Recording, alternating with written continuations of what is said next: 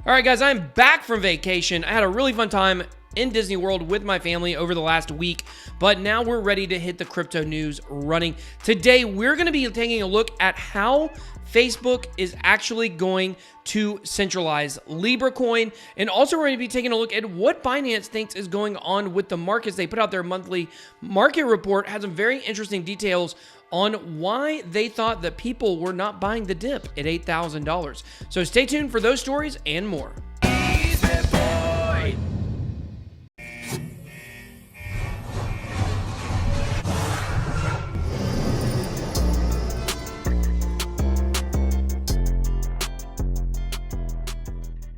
Welcome back to BitBoy Crypto, your one-stop shop for all things Bitcoin and cryptocurrency.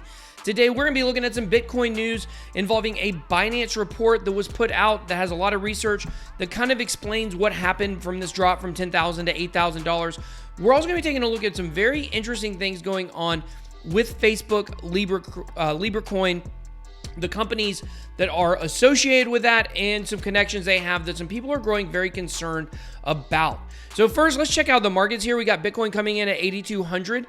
It was on a bit of a pump this morning. It went up about $200 or so dollars. It may stable off here for a little bit around 8,200. We'll just have to see. I personally think it's going to go back down. Some people think it's going to go back up, but hey, that's neither here nor there. My opinion doesn't matter. So here we go. 24-hour gainers. We got Lisk, Verge, Digibyte, Cosmos, and Tron and Quant all coming in at about 10% to 12%. Biggest loser of the day, only notable one there really is Zilliqa, down 2.5%. Not a lot of big losers today. I mean, Maximind coin down 20%, but that's a pump and dump coin if I've ever seen one. So let's move on. Let's look at the chart here. So this is the daily chart. Right here, I'm using my market cipher indicator, the A and the B here. Definitely, you guys should check that out. CryptoFace, I'm a big fan of this indicator. I've actually, in just a few weeks of leverage trading, I made a good amount of money doing this. I don't know leverage trading enough to do it without these indicators, but these indicators kind of tell me what to do. We talked about this a little bit on a live stream the other day. I was able to short Bitcoin yesterday and long it today for some nice gains in both directions. So if you'd like to leverage trade on Bybit, you can do that by going to bybit.bitboy.live. But keep in mind, it's not for beginners. This is definitely something that I've eased myself into, and I suggest you do the same. So we look at the chart here, and you guys can see like we were in this descending triangle that we stayed in for a long time. Let me get a little better there. There, you guys can see it now. So we were in a descending triangle, and now we've broken through that support. So, will we see some sideways action for a while? Some people believe that we are going to see some sideways action.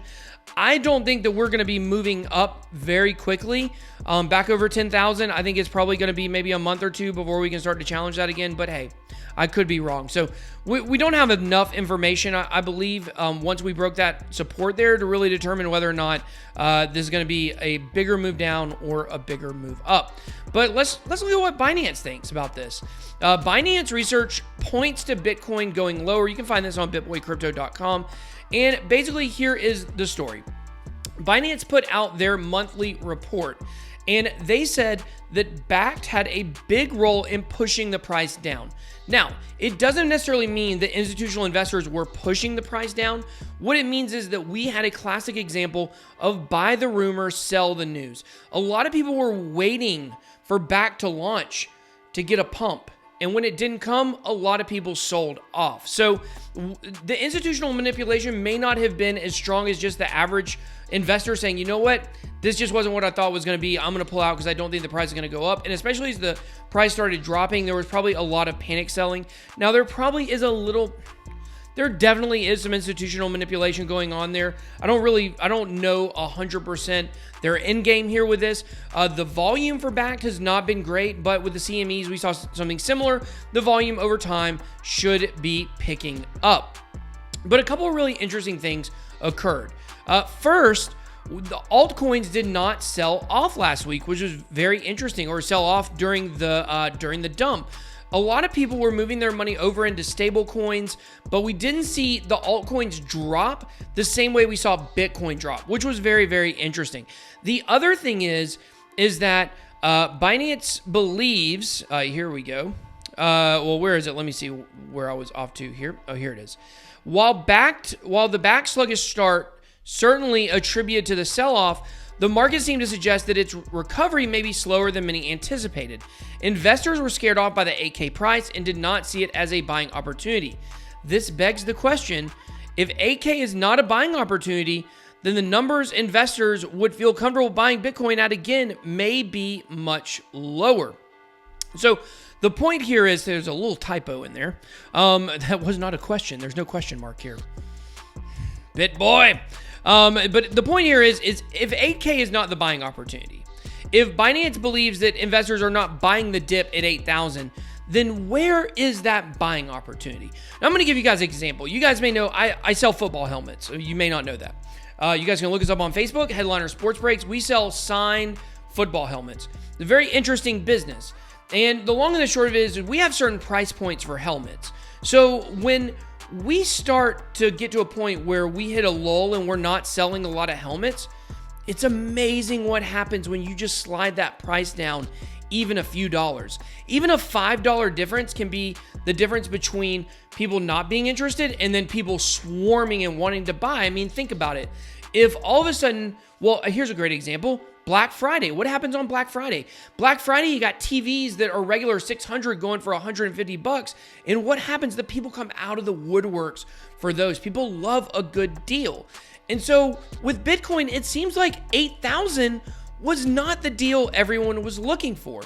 Because if it was, then the price would have bumped. If you look at 14,000 where we were in June, or was that July? I think it was in June. Yeah, definitely June. At the end of June, we were at 14,000.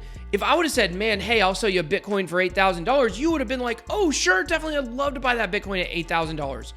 But now that the price is down there and all the Bitcoins are at $8,000, no one wants to buy.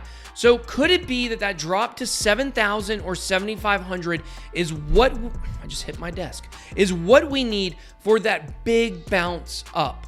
I think it might be because we didn't get it at 8, and I just don't think we're going to see the momentum just all of a sudden move upwards. I think that we're going to see it's either going to take a lot of time or we're going to have to drop lower to go back up. So let's take a look at this interesting story here.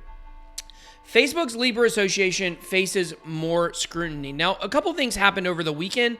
PayPal pulled out of the Libra Foundation. They said association. They're not going to be part of it anymore.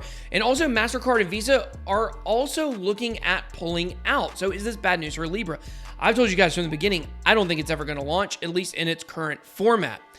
So then came European Union criticism of Libra, which is not surprising because we've already seen France and Germany both come out against it. But I thought this was very interesting here, guys. I've been telling you guys for a long time, what have I said about Libra coin? It could be good. If you look at the white paper, you know, it's not really supposed to be centralized. It's supposed to be decentralized. That's why they have the Libra Association.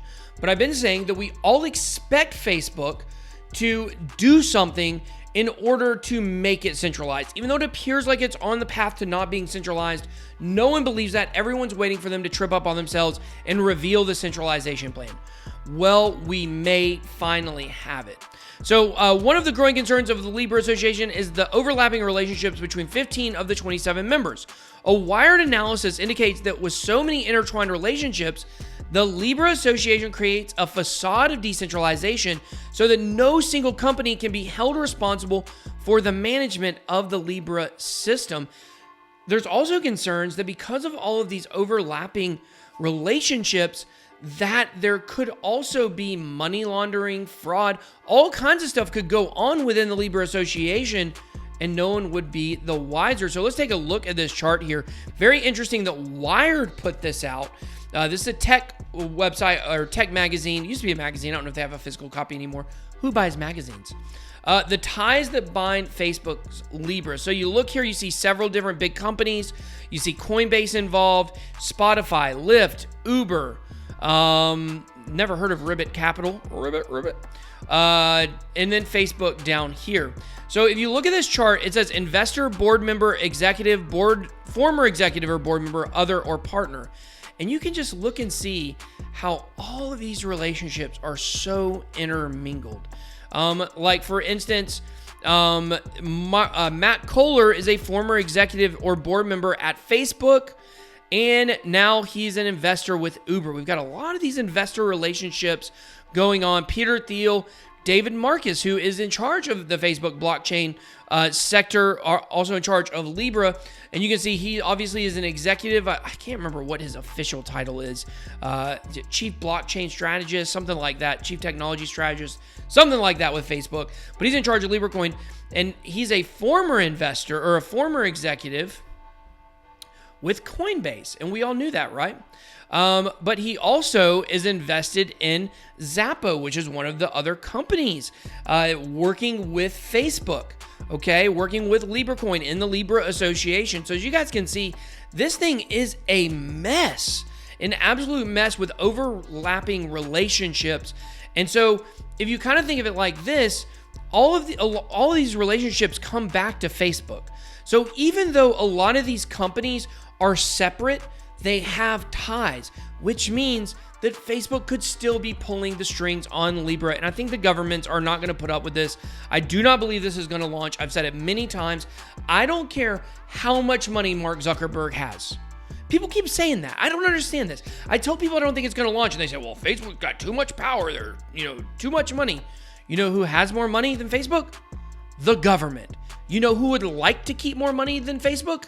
The government. We're seeing that in governments across the world, including the United States. So definitely going to be very interesting to see what happens here with Libra Coin. But like I said, I don't think it's going to launch in its current form at all. I think it's got almost a 0% chance of doing that. So you guys let me know. What do you guys think? Do you guys think Libra Coin will launch? Let me know down in the comments below. That's all I got for you guys today. Got a lot of videos planned for you guys this week. Really looking forward to getting back in the swing of things. BitBoy out.